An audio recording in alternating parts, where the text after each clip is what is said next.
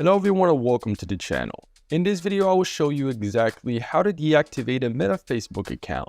First of all, open up the Facebook app on your phone. Once you're in your Facebook account, tap on the menu icon in the bottom right corner. Now from the menu, choose the settings icon from the top right corner.